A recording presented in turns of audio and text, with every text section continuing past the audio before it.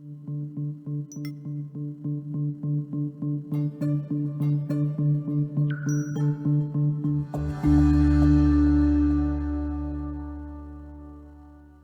are predicting that the worst is yet to come, which is unfortunate, said one person here. Until now, they've enjoyed the reputation of being the nation's icebox. Watched a burglar in his home this morning by webcam. As a journalist of over 25 years, stories are what make my world turn. Reporting live from the Dallas newsroom tonight, Jeff Crilley, Fox 4 News. But in 2008, I took the jump from my familiar life and started a PR firm from my home. We're talking about anyone with a camcorder like the one I'm using becomes a television network. We started slowly growing the company, and we now have over 100 clients, and we've branched into the world of live digital broadcasting. I now own 8 different TV studios and have a huge team, and the stories that I now get to share are sometimes the most important of my life. Life has a funny way of coming around full circle. This is the Jeff Crilley Show. Welcome to my show. I think I can speak for every CEO in the country right now saying that all of us had to find another gear. I own a company here in Dallas. I have about 20 employees, and we had to pivot. You know, our studios shut down. We had to reinvent ourselves. To talk about that today, Tina Greenbaum, she is an author and best-selling speaker and much sought-after international speaker. Tina, welcome to the show. Thank you so much, Jeff. Thanks for inviting me. Well, I know you do a lot of executive coaching across the country, and I can only imagine the conversations that you've had in the last 2 months with some of the folks that you're coaching. How did your clients adapt to this new normal?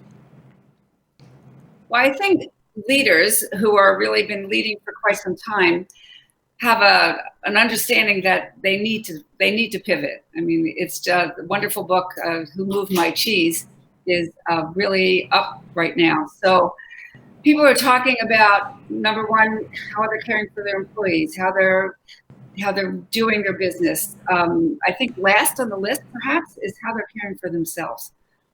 Sort of where I come in a little bit. Well, so you wrote a best-selling book, Mastery Under Pressure. We've got a shot of the cover of the book on the screen right now.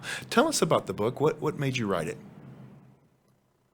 So by training, I am a psychotherapist, and I started out many, many years ago working with women with eating disorders, actually, and addictions, and you name it, they had it. And so I recognized really early that my traditional Western training was insufficient because I could talk. And I used to say to these young women, I hear you, but I don't feel you. And if I don't feel you, you're not going to change. And I want to be successful. So it took me into the world of mind-body work. I started doing a yoga class, and I got into this deep state of relaxation. I said, wow, if I could only get these young women to do this, then maybe they wouldn't need their eating disorder. And that was the beginning for me of a long career of how do I help somebody actually change? And so what I found, again, is people lack skill. I always say that good mental health is not a natural sport, it's a learned sport. And so I talk a lot about if you were an Olympic level athlete, you would no sooner go out there to compete without training the mental side, and yet we put people into high pressured, high stakes environments with no training. And so I took a lot of the many things that I've learned over the years, all kinds of techniques and strategies and sports psychology and Western learning theory. And now we have the neuroscience to back up what many of the ancient gurus and have known for centuries. And so I just kind of put it all together and built this program. And so I teach focus, relaxation, dealing with negative self-talk, how to visualize, and dealing with fear. And nothing could be more useful at this particular moment in time, especially. Wow. And I have to compliment you. I'm a speaker, but you're one of the most dynamic speakers I've ever run across. We've got a clip that we're going to roll right now. Okay, so when somebody tells you to just do it, come on, girls, come on, guys, just pick up that phone and just do it.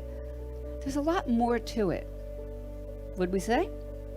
So stress comes along, hits our buffer.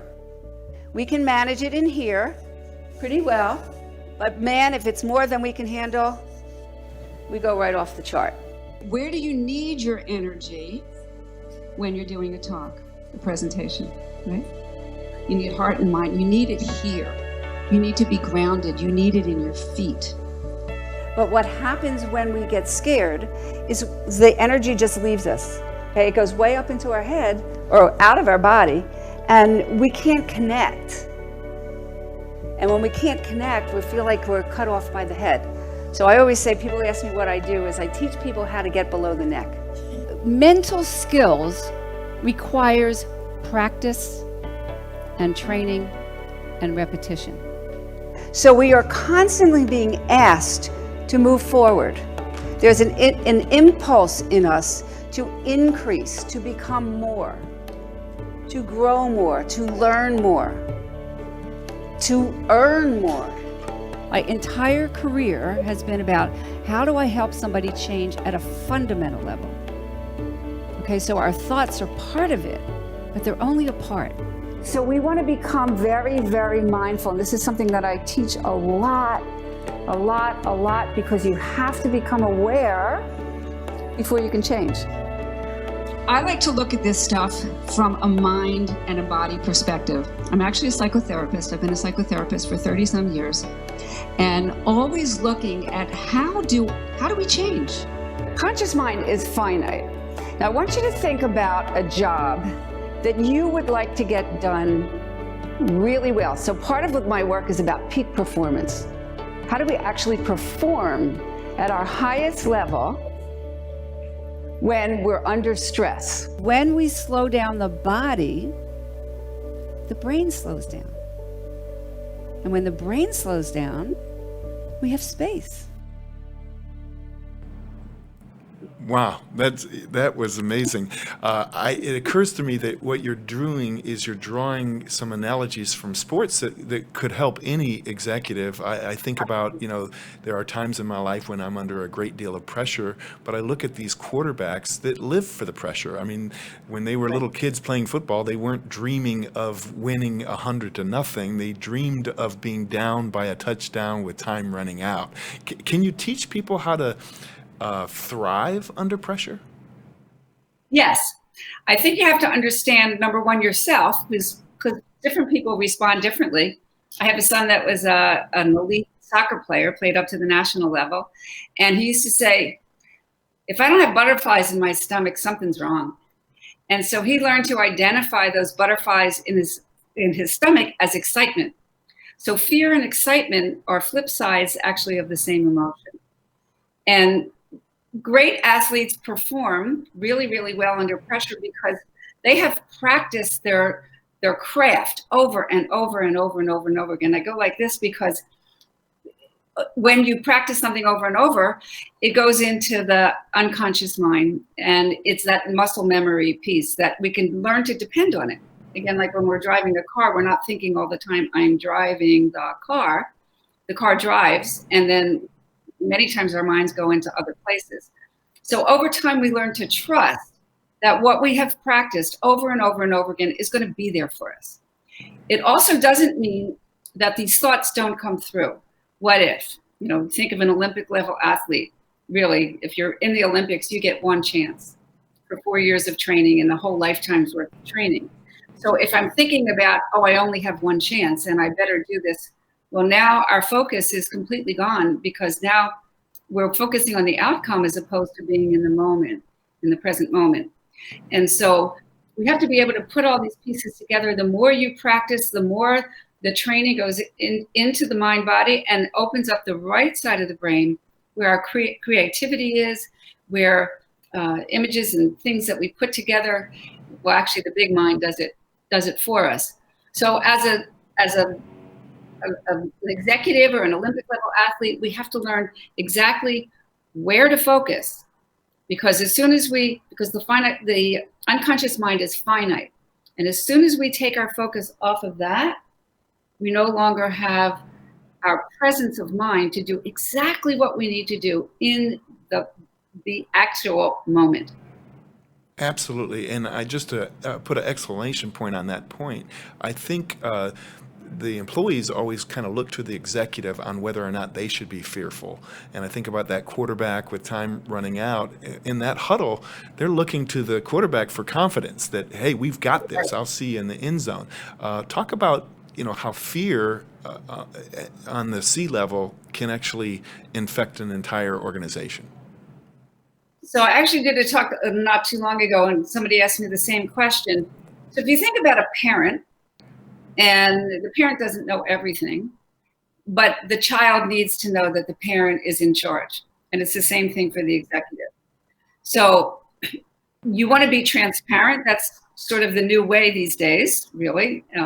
It's different from the old way where executives could hide behind, many people and many doors. Now you've got to be out front. You've got to be, accessible and authentic and transparent. And at the same time, you want to actually let your people know that you have their back, that you are in charge.